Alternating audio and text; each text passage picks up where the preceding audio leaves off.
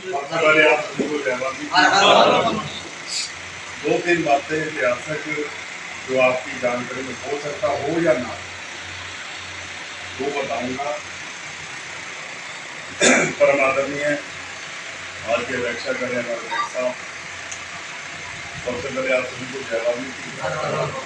वीरों, पावन वाल्मीकि की आस्था का केंद्र है पूरे देश में। आप देखिए तो यहाँ पर जो वीर बैठे हैं वो सब आसमानी वाले हैं, तो कुछ वीर जो चले गए,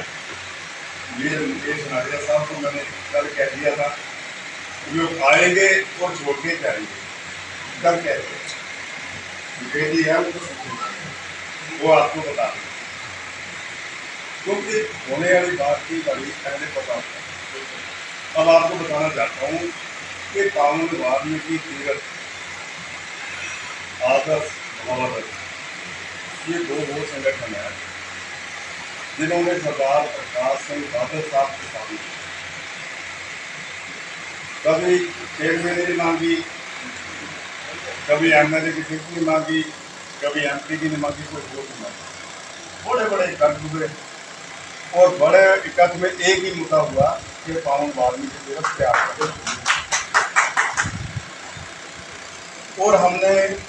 ये ग्रीनलैंड स्कूल है यहाँ पर एक पास किया 2010 में कि आदि धर्म महापर्व 24 मई को हर साल पावन वाल्मीकि तीर्थ से मनाए। तो हमने शुरू किया और वहाँ पर कम से कम 5 या 6 बार सरदार प्रकाश सिंह बादल साहब तीर्थ की जो परिक्रमा होती है वहाँ पर घंटा घंटा बटी साहब बैठे हैं, मौत साहब है, बिरला जी है, मनारिया साहब बैठे हैं और सारे वीर जड़े बैठे हैं, सबको पता है। और स्वामी चंद्रपाल अनारिया साहब ने 2011 में जब सरकार थी और चीफ मिनिस्टर थे, सरदार प्रकाश सिंह बादल वहाँ पर बैठे हुए थे, और उन्होंने कहा कि सरदार प्रकाश बादल साहब, आप हमारे से मांग पत्र लेते हो और जाके कूड़े में फेंक देते हो, क्योंकि आप झूठे हो, हमारे से झूठी बात करते हो, और ये मांग पत्र हम आपको आज भी दे रहे हैं। इसके बाद हमको आपको मांग पत्र नहीं देंगे। उस वक्त विजय दानव जी भी हमारे साथ थे संगठन, तो उन्होंने थोड़ा इशारा किया, मैं भी किया, क्योंकि मैं अकाली दल के साथ चला, तो थोड़ा सा ठंडा रखो काम। और नहीं, हमारे साथ मुख्य संचालक थे हमारे, जो उन्होंने वहाँ पर करा। तो उसके बाद में सरदार प्रकाश सिंह बादल बोल कर गए उस मंच से कि तुसी मैनू प्यार भी करते हो और तुसी मैनू झिड़का भी मारिया, पर मैं तुहानू ये वादा करता वा कि इस बारी तुसी मंग पत्र नहीं देना, हुक्म पत्र देना मैनू। तो उस वेले जरा लिया तो 2012 के पंजाब भवन के ਜਿਹੜੇ अकाली दल ਨਾਲ ਸੰਬੰਧ ਸੀ ਜਾਂ ਹੋਰ वाल्मीकि समाज 2012 के पंजाब भवन के कोई होना हफ्ता 10 दिन 15 दिन से उन्होंने मीटिंग सद ली और वाल्मीकि तीर्थ विकास बोर्ड का गठन किया है। वो गल भी क्लीयर है, पर ये योगदान पूरे देश का था। पूरे देश तीर्थ से आते हैं, योगदान करते आते हैं, संतों का भी। तो बात दो चल रही है कि जो हमारे संत हैं उन्होंने लाल गुंडा जो ज्ञान सारा जी ने तैयार बताया, उनके डेरे करते हैं, उन्हें कोई इतराज नहीं। उनका डेरा है, वो अपने डेरे से करे, कोई इतराज टकराव भी नहीं हमें करना चाहिए। और ये बात मैंने जब सरदार प्रकाश सिंह बादल साहब ने, सैनी साहब डीजीपी आनंद जी जानते हैं, अधिकारी साहब सारे नाम, उन्होंने अपने ऑफिस से मीटिंग बनाई और उत्थे बह के सारा मसला हल कर। तो उस वेले सानू इस गल की चिंता सी कि भी धूना साहब जोड़ा वा या तो सराइन बोर्ड के अंडर ही आना चाहिए सी उदों, पर असीं कहा भी संत है साडे, धूना साहब उत्ते बैठे हैं, तो नालके की खिच जब्बर साहब सारे बच्चे सी क्या कोई जाती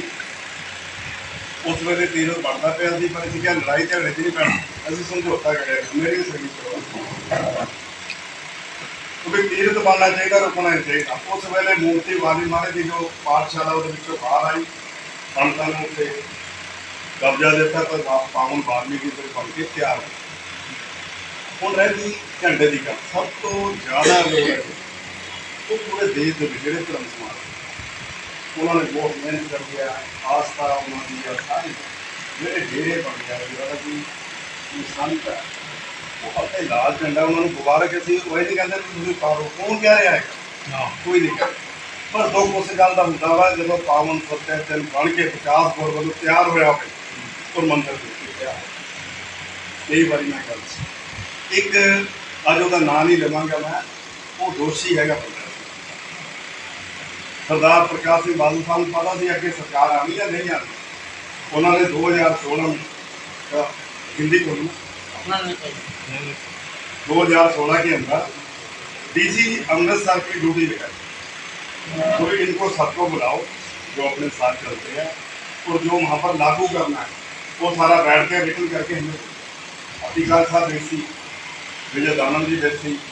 मैं बेसी पवन दरावट में जड़े अमृतसर को सारे उन्होंने थोड़ी देर चीफ मिनिस्टर ने क्या हो गए जो भी उन्होंने पास करना है 2-3 बातें की तो मैं देखते हैं वहाँ पर जो हमारे भजन करने वाले उनकी तनख्वाह लगे प्राइन बोर्ड की ओर से जो पाठ करने वाले धर्म किया है वो 4 वहाँ पर नियुक्त किए गए उनको तनख्वाह लगे ये बात और वहाँ पर निकलना कौन सा लागू करना वो साथ में कह बना के दो तो लागू कर देने तनख्वाह ला एक सारा बहुत बड़ा नेता उन्हें क्या जी DC साहब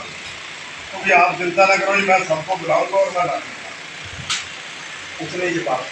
नहीं तो अगर हम यहाँ पर सभी 4 धर्म समाज थे एक धर्म अज्ञा देकर और वहाँ पर बात करते थे तो आज ये जो लड़ाई है ये समस्या नहीं क्योंकि सरकार का जब डंडा चलता है ना तो कोई सामने नहीं खड़ा तो सरकार कौन थी सरकार हमारी थी मैं उसका मेंबर हम उसके पदाधिकारी हमने उसको पास कराया था तो हम सारे एक थे कोई भी हमारे बीच में कोई दूसरे झंडे वाला नहीं था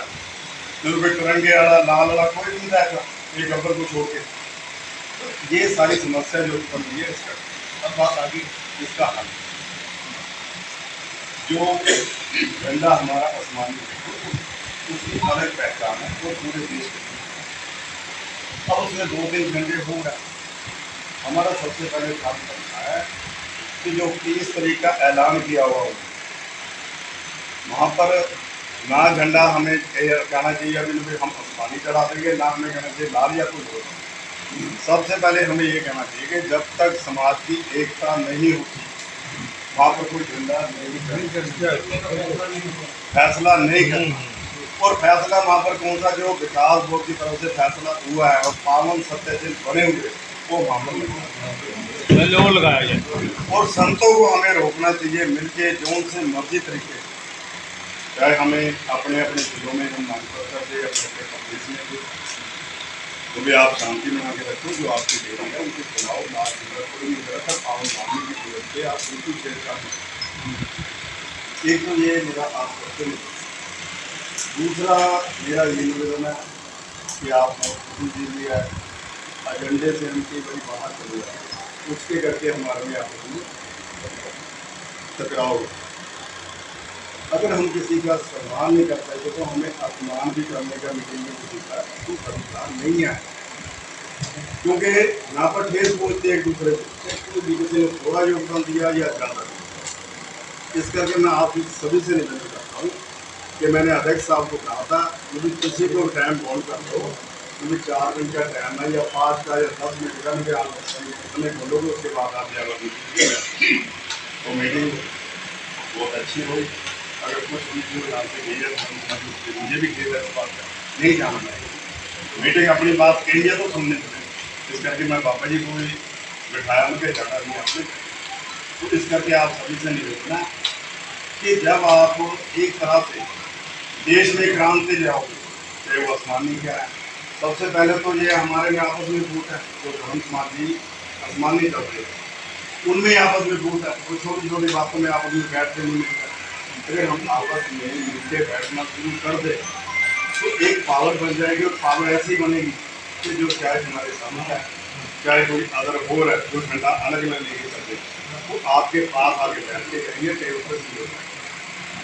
तो इस करके अनार्य साहब को मैं धन्यवाद करता हूँ सिंह अनार्य साहब हमारे बहुत दूर रामपुर से आए बहुत दूर से इधर भी जाना है और जितने भी यहाँ पर बैठे अलग अलग जिलों से भी आए आप सबका धन्यवाद भी करता हूँ क्योंकि धोनी का रहने वाला हूँ एक मेंबर मैंने बोलना नहीं था क्योंकि हमारे बाद में बहुत सालों से हम बोले तो मैं इस तरह से बोला कि कुछ बातों का पता हूँ।